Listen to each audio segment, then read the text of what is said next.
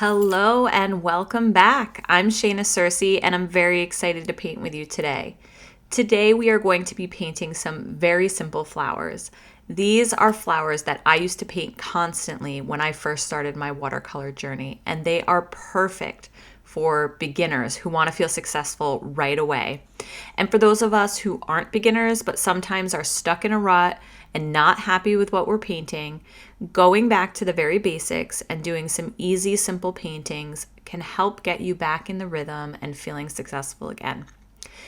Don't forget, if you are enjoying this channel or this video, go ahead and like this video, subscribe to the channel, maybe check out some of the other videos on my channel, leave a comment, and even share with someone else who you think might enjoy it. So let's get started. First, we're going to lay out our colors. This is a very simple color palette with our three primary colors, a green and a Payne's gray or black. I start with quinacridone magenta, a gamboge yellow, a cobalt blue, and I also add in that sap green and a Payne's gray. I'll also primarily stick with my size 8 Princeton Select brush, and I'm painting in my Etcher Lab sketchbook, but you can paint on any cotton paper that you have or cellulose paper that you have lying around. I'm going to start with our rosebuds. So rosebuds are super simple. They're these tiny egg-shaped buds. I use my magenta, my quinacridone magenta, watered down to get a light blush pink.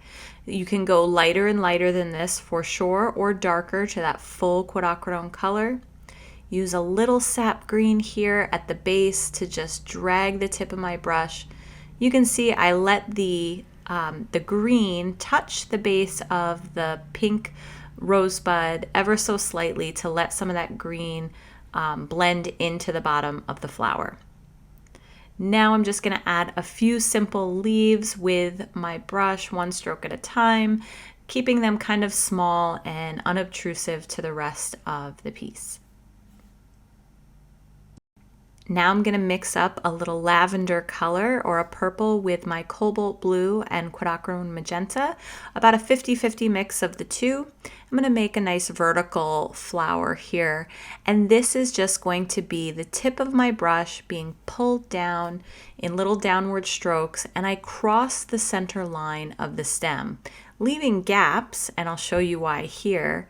And I just use my sap green to find the little spaces between the little clusters of petals. And all that does is give the suggestion of a stem in between, and it brings the whole thing together. So these can be little bits of lavender or another snapdragon-like simple flower. Let's do some really nice long leaves for that one. Okay, my next flower is also going to be a purple color, but it's going to be more of a blue purple. So I added in a lot more cobalt blue, and these are going to be thistles. And I'm just going to start at the top and start bringing brush strokes down, leaving the top nice and jagged and pointy.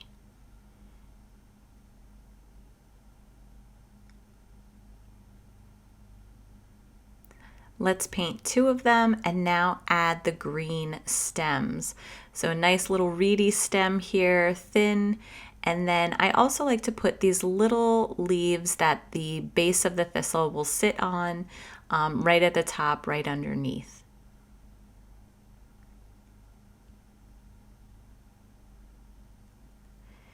Now let's add in some tiny little leaves to support this little thistle cluster here, and then we are done. Moving on to our next flower.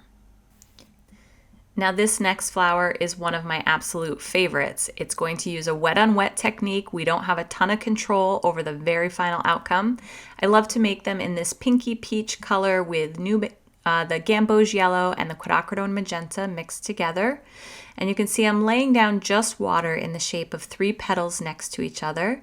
And then I'm just going to drop in a little bit of paint or pigment at the base of each of those petals and use my brush just to nudge it around a little bit. With wet on wet, this is where you get to watch the magic unfold as you drop more paint into the base. It doesn't look like much now, but I promise these are so beautiful and delicate and really cool. I'm also going to drop in a little bit of green right at the base as I make my stem. I'm going to touch it right to the bottom while it's still wet and let some of that green bleed up into the top. Now this flower will continue to change and evolve as it dries, so it's not even its final self yet. You'll see it in its full final glory towards the end of this video, so stay tuned as it continues to work its magic. All right, we're gonna move on to our fifth flower, and this is another super simple one. And then the last two flowers are gonna be slightly more complex, but still very easy for beginners. This fifth flower is just a 5-petal flower. I'm gonna use that same peachy color that I mixed up for our last one, but I'm going to do this wet on dry. So it's gonna come out a little darker because I don't already have paint or water down on the page. And with this one, you just have to imagine, but you can also draw it in. If you need to draw in a little circle in the center and then place your petals just outside. So I'm using a couple of brush strokes, 1 or 2 or 3, to fill in these little petals, and they're almost coffee bean shaped. There's these little tiny, I guess, coffee bean shaped petals is how I can describe them. I like to leave little spots of yellow not yellow, white, little spots of white inside them. I'm going to make a pair right next to each other, doing that same thing. Now I've been painting these for a while, so I don't need my little circle in the middle, but you absolutely can draw yourself a light little circle to help guide you around the petals. But I'm just going to freehand it here and work my way around as long as I have a little bit of a gap or an opening in the middle. In the middle, while they're still a little bit damp, I'm going to pick up some Payne's Gray. So I like to use Payne's Gray rather than black, but you could certainly use black as well, watered down a little bit. I'm going to take a little bit of Payne's Gray on the tip of my brush and just dot in the center the little area where the stamen should be in the flower. Now, if it touches the side a tiny bit and there's still a little damp and it bleeds in a little bit, that is perfectly fine. What you do want to avoid is if you touch it with that Payne's Gray or that lamp black, if you're using it, it can get into or bleed into the petals a little too much and overwhelm them. So just be careful there. You can wait till they're almost completely dry to add in that Payne's Gray. And then I'm just going to add a couple little leaves to the sides with a couple strokes of my brush. You can absolutely, and I encourage you to turn your page to make your leaves and make your petals. I'm not turning my page because I'm on camera and I want to keep everything in the right orientation for you. But if I was painting this on my own, I would be turning that book left and right to get the right placement for my brush strokes.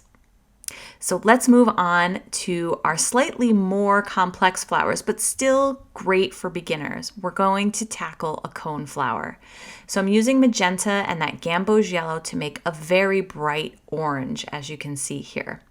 And I'm going to start putting in almost a gumdrop shape center for my coneflower, and I'm leaving it very jagged at the top.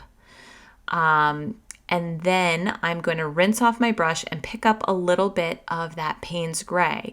And we're going to wet on wet, drop that into the bottom of this center of the coneflower. And you'll see that this creates a really lovely effect later on. And it's important that it's wet on wet so it starts to bleed into each other. You might also find that you want to use some lifting later on to brighten up some of those areas, but you are going to have to let this center completely dry before you move on to the next step, or really almost completely dry.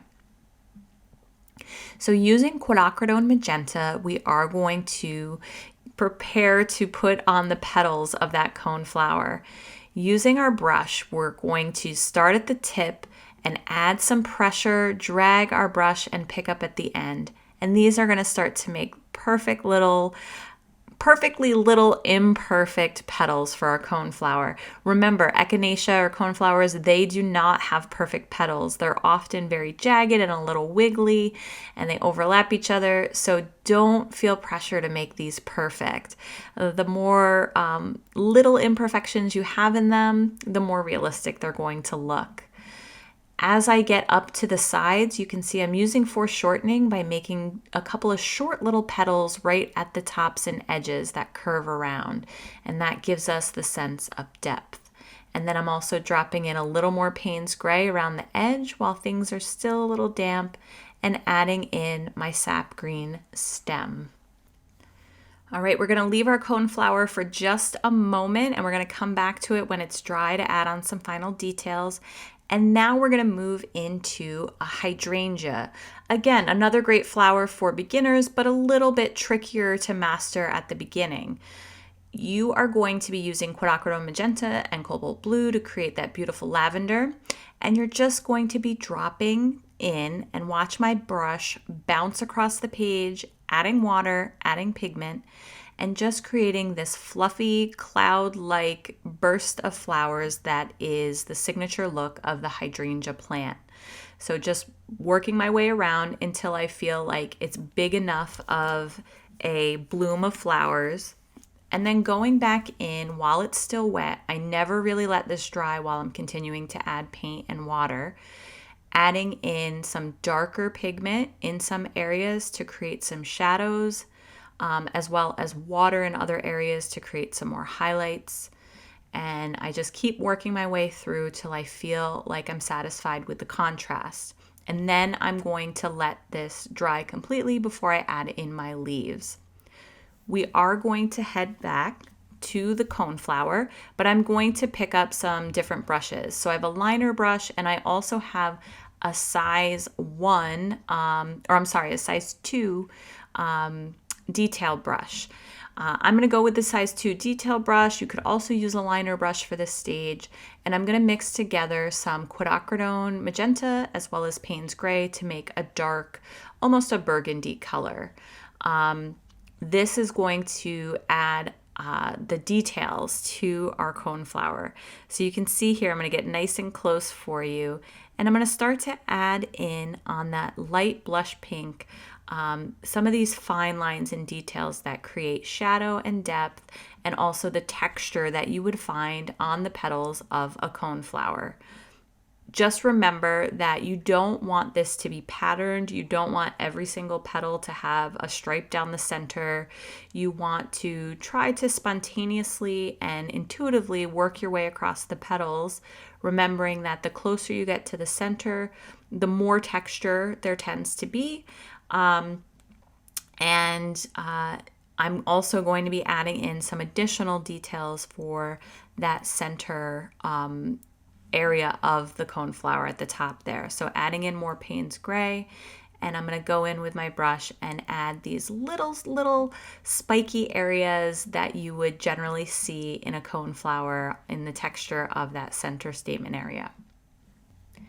And I'm going to be using not only the Payne's Gray, but I'm going to go back in with little spikes of the orange color as well. And here you can see that full texture completed. Let's add in some long, slightly wiggly leaves to our coneflower. And also we're going to go back and add some leaves to our hydrangea. I'm just using a rich and full concentration of sap green, not very watered down, to make these slightly darker leaves. With my hydrangea, I'm going to make a nice wide, broad leaf. I'm going to add a couple of these on either side of the hydrangea. And it really starts, when you put that leaf along the edge, it really starts to help create that final shape of the hydrangea there. So you can see a nice crisp edge along that leaf that's really going to sell it. I'm running out of room in my sketchbook here, but I'm just going to paint right off the page and let my leaf kind of go off in that corner of that sketchbook. Adding in a little Payne's Gray to my sap green to create some variation in color on the leaves, gives it a little interest and texture. And it looks like we are finished with our 7 simple watercolor flowers. Thank you so much for painting with me. I'm Shayna Cersei. Don't forget to like and subscribe to this channel, and I will see you again soon for our next watercolor lesson.